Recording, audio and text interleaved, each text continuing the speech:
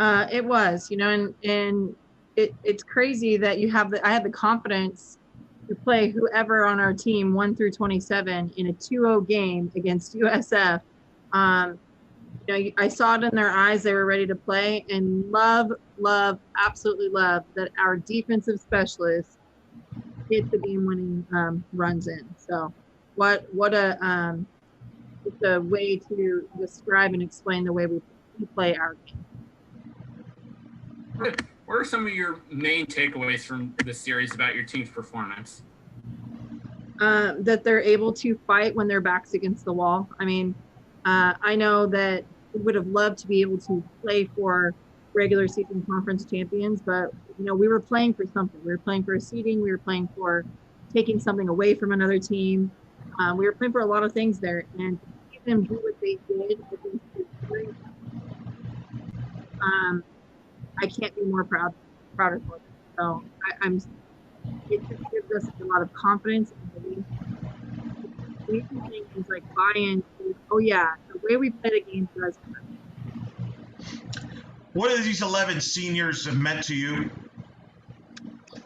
Well, I mean, I talk about it a lot. I do have a stepdaughter, but I have 3 sons, and I also have 27 daughters here on this team, and there's times as a coach, we don't always get to tell them the great things and the good things. Like sometimes we have to be on them and stay strict and firm, but they mean everything to me. That they're helping build a vision that I came in with, and I can't do that without them. And this was a group that was, a lot of them were here from the very beginning, and thought out that vision that I kind of threw out there and made it actually possible.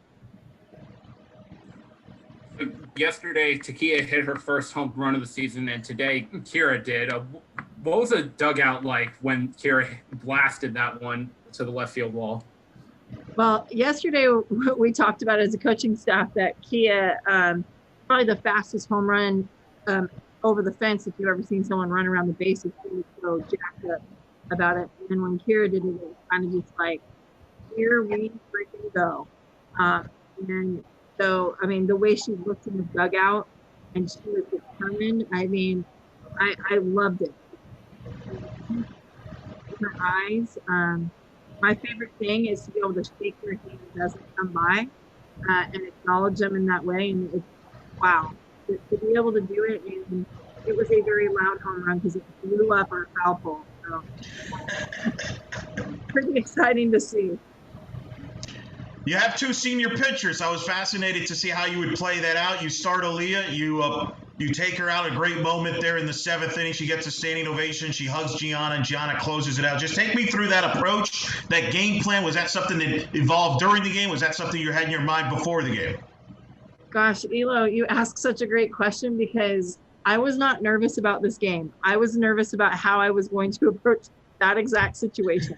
My heart was racing because, of course, we want Aaliyah to throw the last pitch, but it's also Gianna's senior day too. And yes, she's got a year to come back next year, but what better way to acknowledge her with the class that meant to graduate with and everything else. So, and I think it was especially once she got those 2 quick outs, I thought, oh, this is a good time because everyone gets to acknowledge Aaliyah. Now, the class is the class, and we're a team. It's not just made from one person, but she deserved that little bit of stage time. And, and then what better way for Gianna to come in and get another quick out, too, and make it easy. So, yeah, like you said, every senior got in, and, they all did great, too. They played such a heck of a game. Who they are, and they just now need to continue to do that from here on out. You feel like this series was a really good tune-up for you guys heading into the postseason? Can you repeat that? Sorry. Do you feel like this series was a really good kind of tune-up for you guys heading into postseason play? Yeah, I think some people would be like, oh, USF last weekend, but I think, USF last weekend, we just saw the best pitcher, one of the top pitchers in the country. going into the conference well. So I don't know what more you need to have that confidence to go in and be ourselves. One senior we haven't talked about, she's not here, but in some ways she is here, and that's Aubrey Johnson. She's at grad school doing occupational therapy. She wants to help people out. She's off to doing great things, but what has she meant to your program? Because I know even though she's not here, she's a part of this success, isn't she? Sure. And we got to acknowledge her on Friday, which was awesome. And she had to work, so she wasn't able to make it out here, which is sad, but we get it. Work and, do her hours and whatnot. But yeah, that whole saying, like, you don't know what you have until it's gone. That was Aubrey, man. Like, she was the glue of our team. Yeah, you've got Kira and Aaliyah that had been captains as well, and Kia that had been captain for a couple of years. But man, Aubrey was just that person that like saw something and just like set it straight. She had that oomph behind it that everyone listened to her. And they followed her, like they loved to follow her. And I think about the times that we didn't get as a team, and it was competition. Aubrey won. That girl won. So if it was making muffin to triathlon to home run derby, her team always found a way to win. And so that competitive spirit that we had, if they're going to knock us down, we're going to punch harder. Remember her and play for that. And doing that with the occupational therapy and the grad school we're doing right now is just knocking it out of the park. Done next summer and we do occupational therapy. So it's definitely that continuing life outside of football. But at the end of the day, it's our biggest. Looking down the line, what are going to be some of the things you remember most about this season? I know you'd probably think it was the maybe like the Florida games or the Arizona game, but one game that really stands out to me is getting walked off on at UNF and then coming back and not with our best. Like, it was a tough one. I just love that we were able to do it, even though but I'll also say, some of our other tricks. Keeping a team towards I don't care who you are. Doing that against, I think, 3 of our opponents. And then that defining moment on Friday in Denali, we got that ball.